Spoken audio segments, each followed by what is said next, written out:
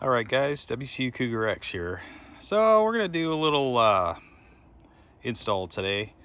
I've had this particular part for months, and why I haven't put it in there is beyond me. It's one of those out of sight, out of mind kind of a thing, but very, very important. So, what are we talking about?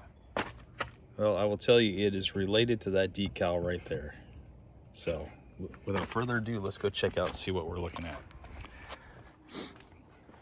So I don't know if you guys have watched my videos, but I installed a H3 fire extinguisher in this particular car.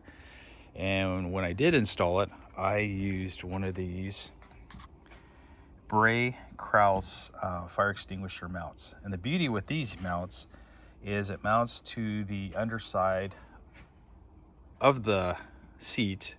So it's actually part of the seat.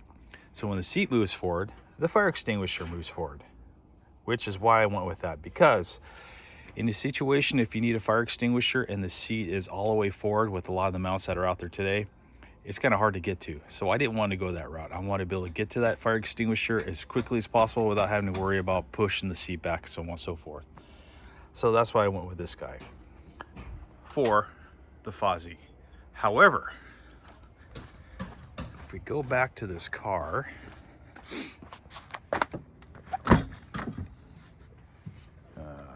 careful, I don't want to dig up my Jetta.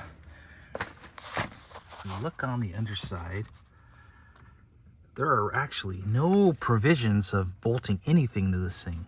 And when I say that, it's by using the existing bolt that's already there provided by the car. There's nothing there. So the only thing I have left to deal with is that rusty bolt and that old rusty bolt there. So in the case of that Bray Kraus, kind of defeats the purpose of having that mount. So, which leads us to the next fire extinguisher mount, which is this H3R Performance Universal Fire Extinguisher mount. There's the model number, if you guys want to know. Now, when I bought this came free with it. I didn't want this. I didn't want to have to pay the shipping on it, but the guy said it was all part of the shipping, so he sent that for free. And I paid, what, 80 bucks for this, so I got this for free. Turns out I can't use this on the Forester. So what are we going to use? We're going to end up using this guy here.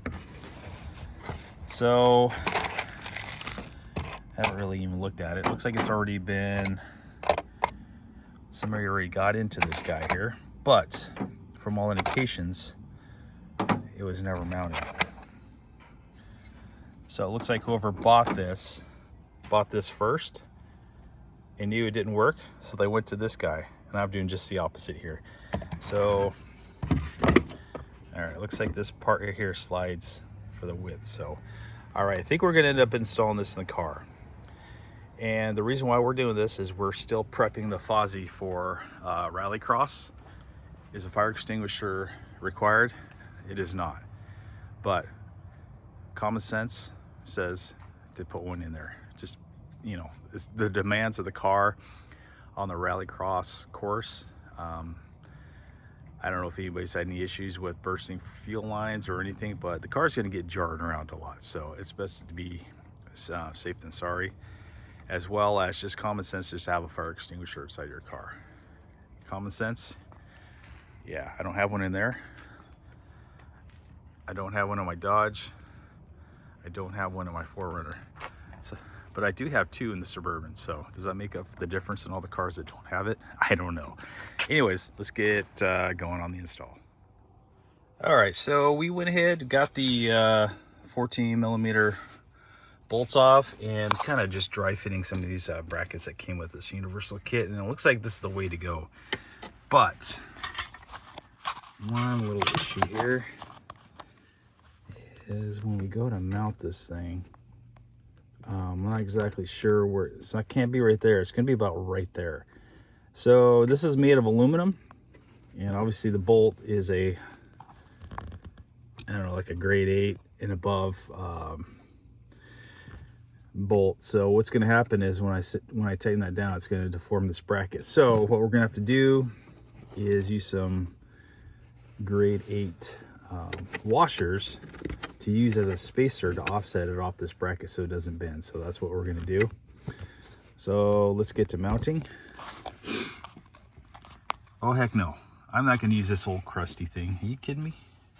You guys think I am? So if you're going to replace that bolt, which I am, here is the part number for that seat bolt over there.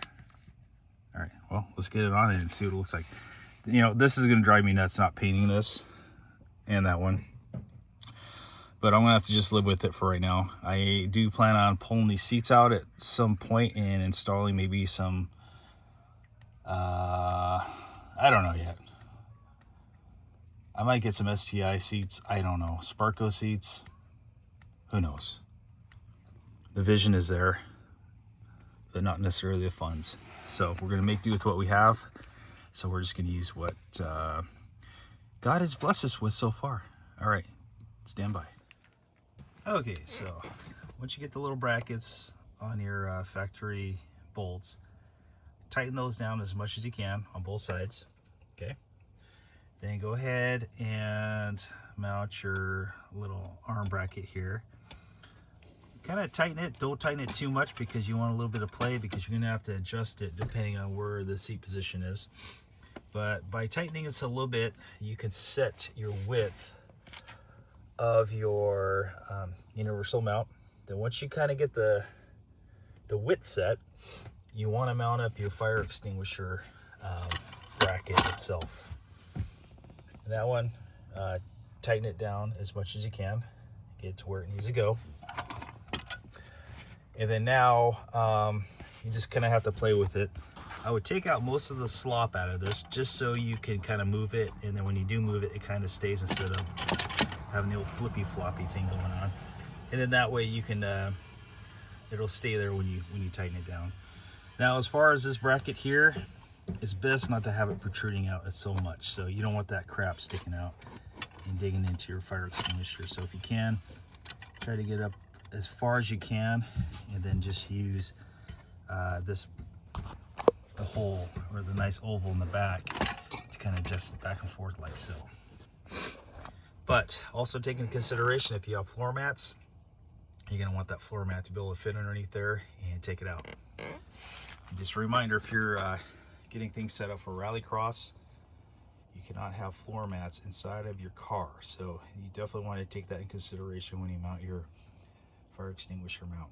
And with that being said, anything loose in the car has to be removed for rallycross, so make sure that your fire extinguisher in there is as tight as it possibly can once you do get it mounted up.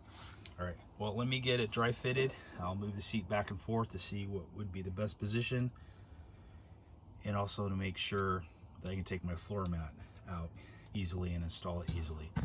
Then once we have that in, I'll show you what we have. All right, guys, we just finished up installing. And as far as the passenger seat goes, I have it basically in the normal position that it's usually in. That's what I used to figure out my offset for the bracket down here.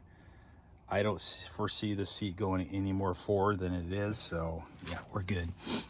So when you're dry fitting, just make sure that this seat thingamajiggy isn't coming in contact with your mount or your fire extinguisher, or you're going to sit there and listen to it vibrate. And I know that would just absolutely drive me nuts. So put the fire extinguisher in a position where you can get to it. That's the most important thing. And also, like I said, my floor mats are good to go. So, all right, well, that concludes the installation of a fire extinguisher mount in my SG Forester. All right, WCU Cougar X out.